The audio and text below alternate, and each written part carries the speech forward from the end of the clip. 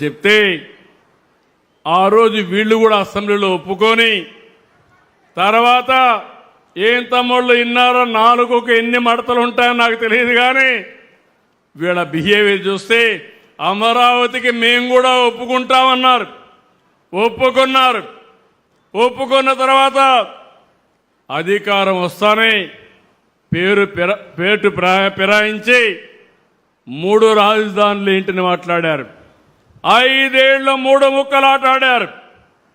రైతులు స్ఫూర్తిదాయకంగా 29,000 మంది రైతులు 33,000 ఎకరాలు భూమి ఒక్క రూపాయి తీసుకోకుండా ల్యాండ్ పూలింగ్లో భూమి ఇచ్చారు. అది వాళ్ళ స్ఫూర్తి.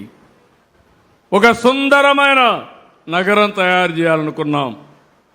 అప్పటి నుంచి మీరు చూస్తే ఎన్ని ఆటలాడాలు ఆడి మొన్నే గవర్నమెంట్ వచ్చిన తర్వాత మళ్ళీ నరేంద్ర మోడీ గారు వచ్చి పనులు పునఃప్రారంభించారు. పునఃప్రారంభించి చూస్తే వీళ్ళకు దిక్కుదాల్చడం లేదు. అసూయ పెరిగింది. ఇప్పుడు వాటికన్ సిటీ అంట. నాకు అది అర్థమే కావడంలా.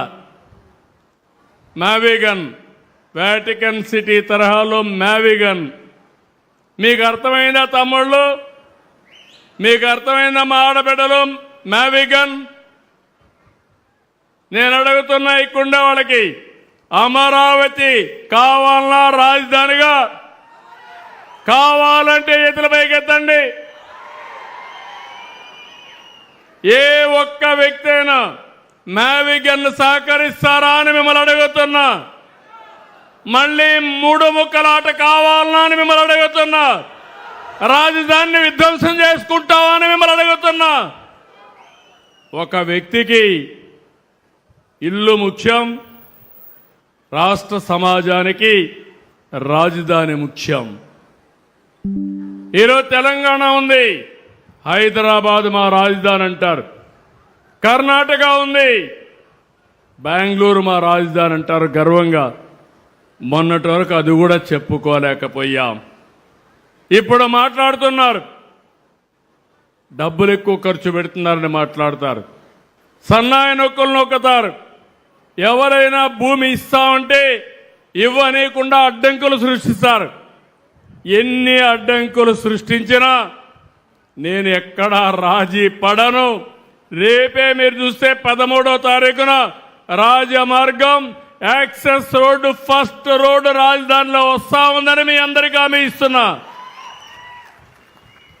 దీనివల్ల లాభం మీరు ఒకసారి ఆలోచిస్తే సంపద సృష్టించబడుతుంది, రాష్ట్రానికి ఆదాయం పెరుగుతుంది. ఆదాయం పెరిగితే సంక్షేమాన్ని ఇంకా ఎక్కువ ఇచ్చే అవకాశం వస్తుంది. ఆ విషయంలో ఎక్కడా రాజీ పడమని చెప్పి కూడా నేను మీకు తెలియజేస్తున్నా. నేను ఒక విషయం ఇక్కడ మీకు చెప్పాలి. నేను రాజకీయాలు మాట్లాడకూడదు అనుకుంటున్నాను, కానీ అవతల పార్టీ చేసే అరాచకాలు మీకు చెప్పకపోతే మీరేమనుకుంటారంటే వాళ్ళు చేసేటన్ని బాగానే ఉన్నాయి, పర్వాలేదు అనే పరిస్థితికి మీరు వస్తారు. అది సమాజానికి చాలా ప్రమాదం. మీరు చూస్తే రాష్ట్రానికి పోయిన ఇమేజ్ మళ్ళా తీసుకొచ్చి ఆంధ్రప్రదేశ్ బ్రాండ్ని కాపాడుతున్నాం. వీళ్ళు చేసే పనుల వల్ల రాష్ట్రానికి మళ్ళీ బ్యాడ్ ఇమేజ్ వచ్చే పరిస్థితి వస్తూ ఉంది. మీరు ఒక్క విషయం నేను చెప్పాను, డిఎస్సి నేను మొదటి సంతకం పెట్టాను. ఎన్నికల ముందు చెప్పాను, ఒకే మాట చెప్పాను, 16,000 ఉద్యోగాలు, ఒక్క రూపాయి అవినీతి లేకుండా మీకు రిక్రూట్ చేసే బాధ్యత నేను తీసుకుంటానని ఆ రోజు చాలా స్పష్టంగా హామీ ఇచ్చాను. అవునా కాదని అడుగుతున్నా.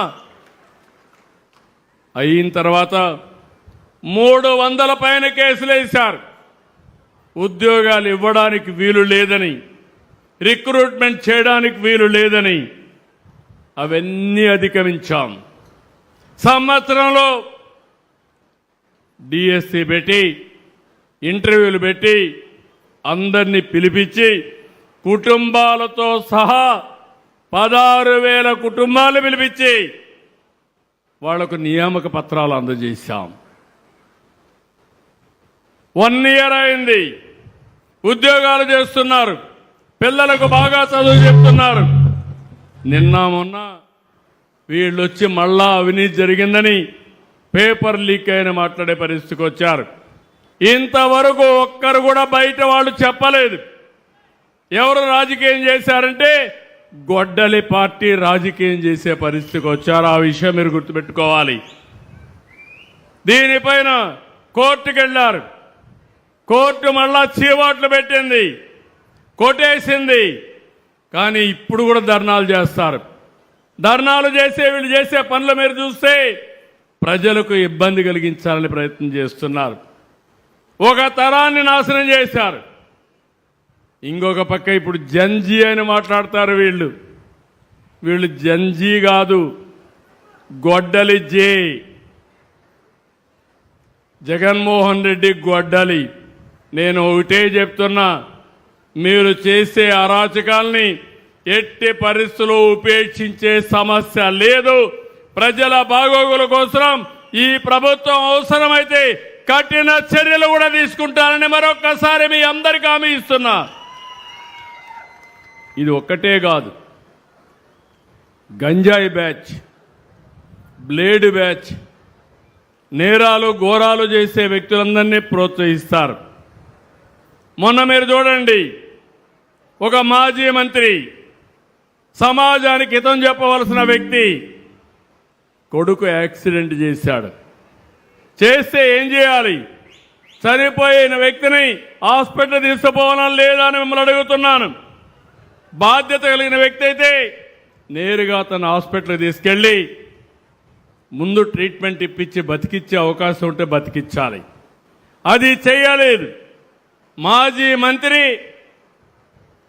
ఇమ్మీడియట్గా వెళ్ళి వాళ్ళ తండ్రి కాబట్టి ఆ కొడుకు కేసు మాఫీ చేయడానికి వేరే వాళ్ళపైన కేసు పెట్టించాడు. వేరే వాళ్ళపైన కేసు పెట్టి ఈ కేసు మాఫీ చేసుకున్నారు. ఇప్పుడు రాష్ట్రం అంతా సీసీటీవీ కెమెరాలు పెట్టాను. ఎవడైనా దొంగతనం చేసినా, నేరాలు ఘోరాలు చేసినా కబద్దార్, 3వ నేత్రం మీ వెంటనే ఉంటుంది. ఎవరు తప్పించుకోలేరు. అందులో మొత్తం వచ్చాయి. వస్తే ఈయనంటాడు చాలా చిన్న పిల్లోడు చంపేశాడు, ఏమవుతుందని మాట్లాడతాడు. గొర్రెల కాపరి చనిపోయాడు. చనిపోతే 44 ఏళ్ళు చనిపోయాడు. దానికి పెద్ద సమస్య ఏంటంటాడు. మీరు ఒక్కసారి ఆలోచించుకోవాలి.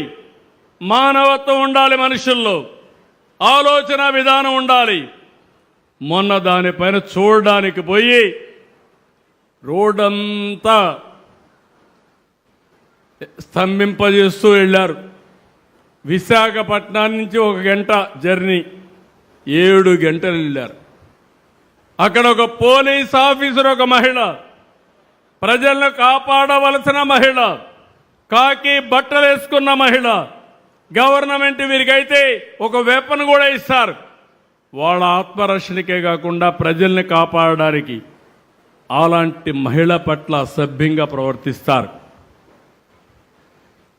మనుషులు మామూలుగానే మహిళని ఎవరన్నా టచ్ చేస్తే మనం అందరం కూడా చాలా కోప్పడతాం. అవునా కాదా అని అడుగుతున్నా.